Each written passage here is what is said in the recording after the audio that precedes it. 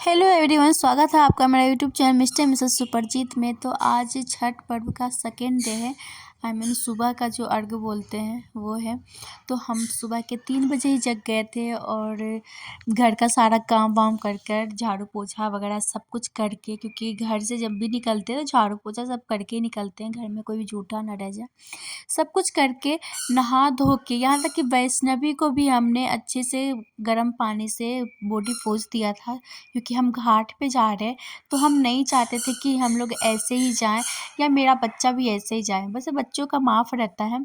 लेकिन हम फिर नहा धो के अच्छे से रेडी होके और घाट की ओर निकल गए।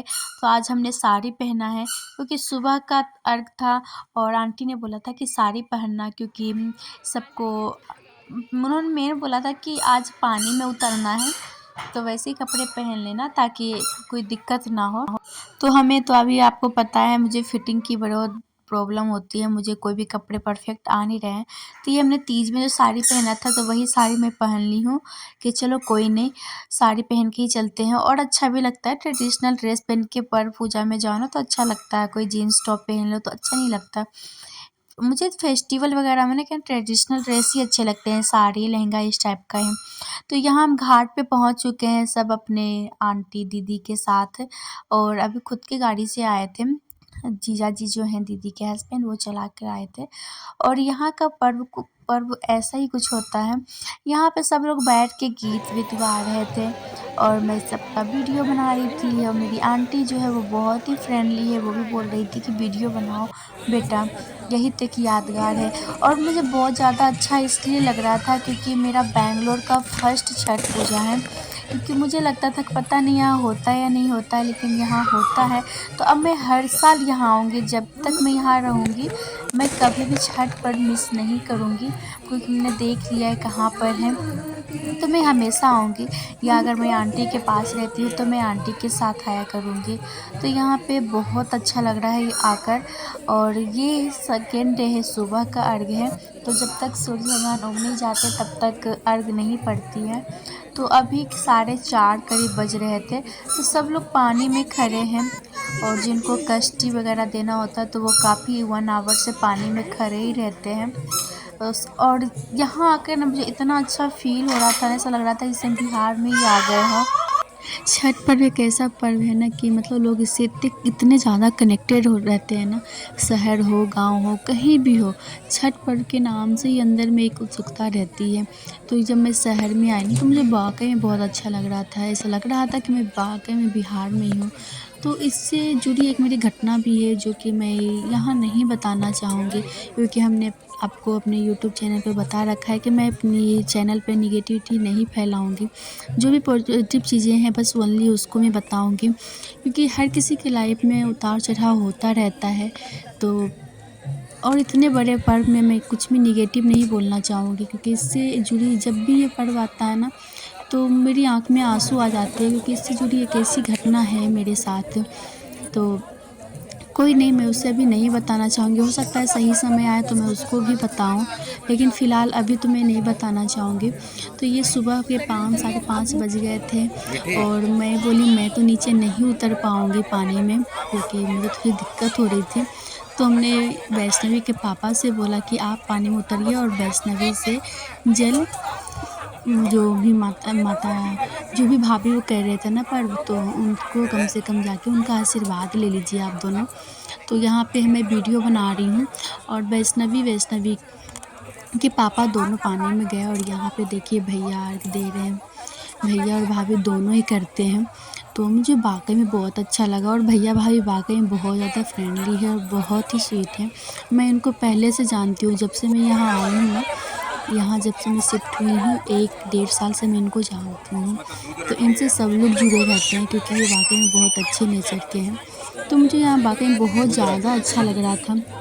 और एक चीज़ तो मुझे यहाँ पे इतनी कॉमेडी लग रही थी ना, आंटी ने बोला कि बेटा जहाँ पे जितने भी लोग छठ पर्व किए हैं ना सबका आशीर्वाद लेना सबसे, और यहाँ तो मैं किसी को जानती भी नहीं थी ना, फिर भी उन्होंने बोला आंटी ऐसे किसी के पास जाना मेरे को थोड़ा सा अनकम्फर्ट लगता है। मैं क्या है ना, मैं बहुत ही कम लोगों से घुल पाती हूँ। जो लोग फ्रेंडली रहते हैं वो लोग सामने से बात करते हैं तो मैं बात कर लेती हूँ, लेकिन मुझे खुद सामने से जाकर थोड़ा सा बोलने में झिझक सी होती है। अब तो जाकर थोड़ी सी फ्रेंडली हो गई हूँ, लेकिन थोड़ा तो होता है ना यार। तो आंटी ने बोलती कि नहीं, मिनिमम 5 लोगों से आपको सिंदूर लगवाना है। तो हम बोले ठीक है, लगवा लेंगे।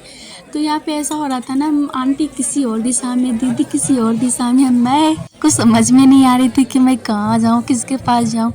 तो जो मुझे लोग दिख रहे थे ना कि सिंदूर लगा रहे हैं, जो भी पर्व किए थे छठ माता का, तो हमने सबके पास गए और सबके पास कोशिश की सिंदूर जाके लगवा लूँ। और आंटी ने ये भी बोला था कि जितने लोग यहाँ पे पर्व किए हैं, ये बगल में जीजा जी खड़े हैं, दीदी के हस्बैंड मेरे पीछे। और वैष्णवी को ना कैमरा ऑन करूँ तो वो देखने लग जाती है। उसको अब समझ में आने लग गया है कि मतलब ये वीडियो बन रहा है, इसमें फोकस करना है, पोज देना है, तो ऐसा है। तो हम बता रहे थे आपको प्रसाद के बारे में। तो आंटी ने बोला था कि जितने लोग पर्व कर रहे हैं ना, सबके पास जाना, आशीर्वाद लेना, सिंदूर लगवाना और सबसे प्रसाद लेके आना। यहाँ पे देखिए आंटी सिंदूर लगवा रही थी, तो मैं आंटी के पीछे पीछे चल रही थी, लेकिन मेरी आंटी बहुत ही फास्ट है, तो वो बस लगवाया और निकल गया। दीदी भी बहुत फास्ट है और मैं इस मामले में थोड़ी सी स्लो हूँ, थोड़ी क्या बहुत ज़्यादा स्लो हूँ। और मेरे पास बच्चा भी था ना, तो हमें बच्चों को भी तो ध्यान देना है, हम इतने फटाफट कर नहीं सकते हैं। तो ऐसा हुआ, लेकिन फिर भी हमने हिम्मत किया और अकेले भी जाकर हमने सिंदूर लगवा के आए, सबका आशीर्वाद लिया और सबसे हमने प्रसाद भी लिया।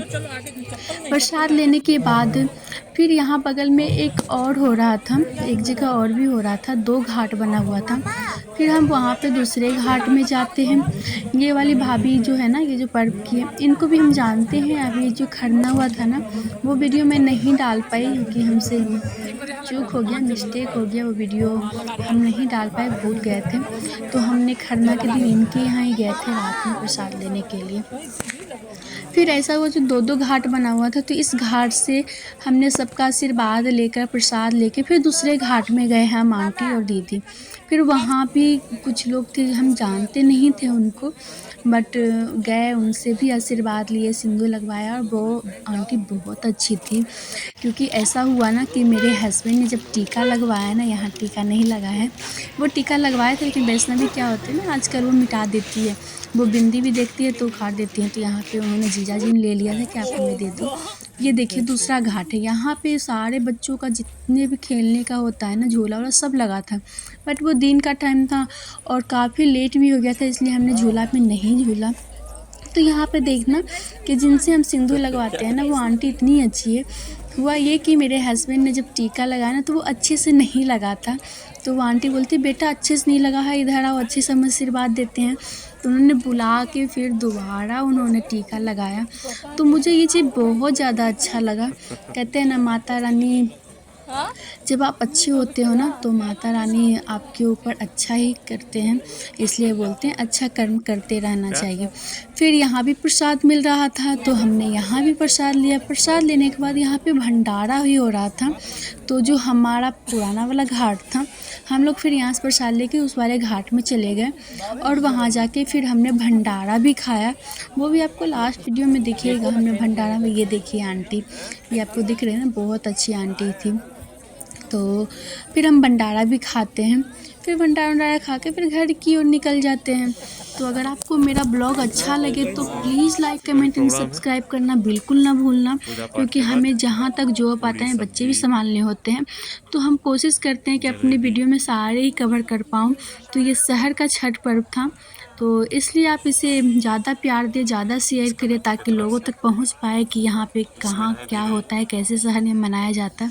तो यहाँ पे हमें पूरी सब्जी और जलेबी गर्मा गर्म खिलाया गया था, तो हमने आराम से खाया और इतना स्वादिष्ट रहता है ना, क्या बताऊँ। फिर यहाँ से खा के हम घर की ओर गए। हम और आंटी बात करते हुए जा रहे थे, मस्ती मज़ाक कि आंटी पता है ऐसा हो रहा था, आंटी पता है वैसा हो रहा था। तो चलो ऐसे ही प्यार बनाए रखिए। अभी के लिए बाय बाय।